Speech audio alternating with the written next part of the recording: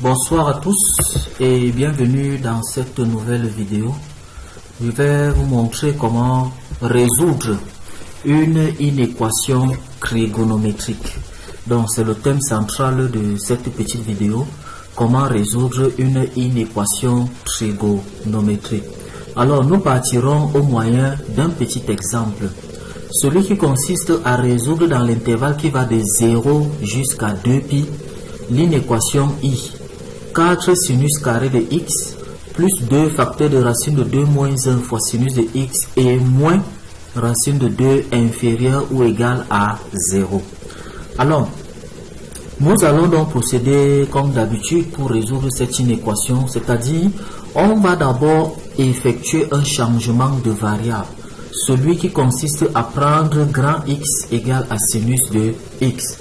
Et après avoir posé ce changement de variable, l'inéquation devient tout simplement 4 grand X carré plus 2 facteurs de racine de 2 moins 1 fois grand X et moins racine de 2 inférieur ou égal à 0. Nous commencerons d'abord par nous intéresser à l'équation correspondante, c'est-à-dire en ramenant plutôt à égal à 0.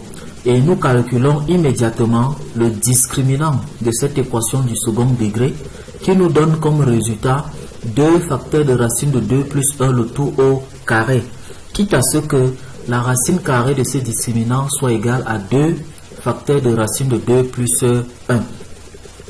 Une fois que nous avons ce discriminant, nous allons donc chercher, n'est-ce pas, les racines de ce polynôme, en commençant par calculer x1 moins b moins racine de delta sur 2a, qui nous donne moins racine de 2 sur 2, et x2 moins b plus racine de delta sur 2a, qui nous donne simplement 1 demi. Ainsi donc, grand x1 égale à moins racine de 2 sur 2 et grand x2 égale à 1 demi. En remplaçant donc grand x par sinus de x, on trouve donc que sinus de x égale à moins racine de 2 sur 2 ou alors sinus de x égale à 1 demi.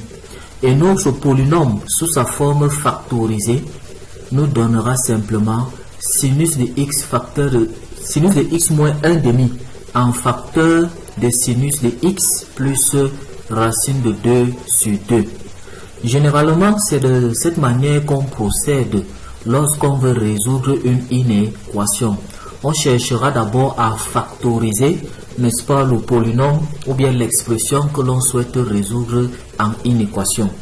Nous allons donc nous intéresser à étudier le signe de cette quantité, c'est-à-dire sinus x moins 1 demi facteur de sinus x plus racine de 2 sur 2. Et pour cela, nous allons tout simplement commencer par chercher les solutions de chacune des équations E1, sinus de x égale à moins racine de 2 sur 2, qui voudrait simplement dire que sinus de x égale à sinus de moins pi sur 4. Donc on a cherché l'angle pour lequel le sinus est égal à moins racine de 2 sur 2.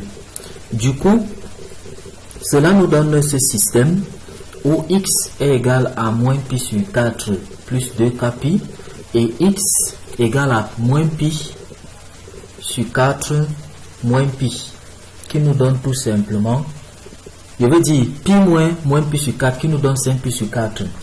En encadrant donc ces deux valeurs de x dans l'intervalle qui va de 0 à 2π, nous trouverons donc que la première valeur de x c'est 5π sur 4 et la deuxième valeur de x c'est 7π sur 4.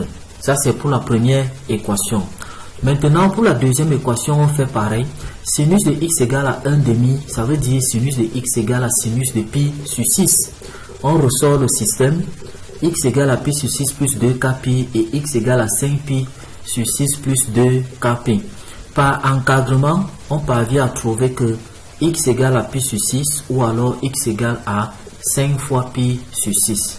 Voilà donc les solutions de chacune de ces équations qui se trouvent dans l'intervalle qui va de 0 jusqu'à 2π.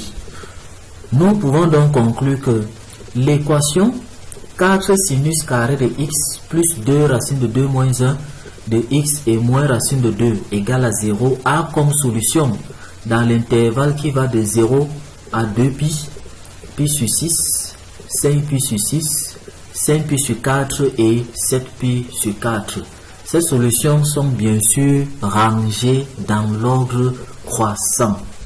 Après donc cela, nous allons chercher à étudier le signe de ce facteur, bien sûr dans l'intervalle qui va de 0 à 2pi. Il s'agira donc de construire un tableau de signes comme celui-ci, où nous aurons, n'est-ce pas, premièrement le domaine de définition de l'équation et les racines ou bien les solutions de chaque sous-équation classées par ordre croissant. Quitte à déterminer maintenant les valeurs de x qui annulent chaque facteur de la première colonne, nous avons donc à la dernière ligne là le tableau de signes de notre polynôme factorisé qui pourra donc nous permettre de ressortir les solutions de notre inéquation. Comme c'était inférieur ou égal à 0, nous avons donc pris les parties où il y a le signe moins sur la dernière ligne du tableau là. Voilà donc de quoi est-ce qu'il était question dans cette vidéo. Nous vous tenons informé que vous pouvez bénéficier, n'est-ce pas, de notre soutien dans notre communauté à travers des cours bien élaborés, des exercices d'application, exercices de consolidation et bien sûr des évaluations pour pouvoir jauger votre niveau et savoir si les choses se passent pour le mieux. À très bientôt donc pour une nouvelle vidéo.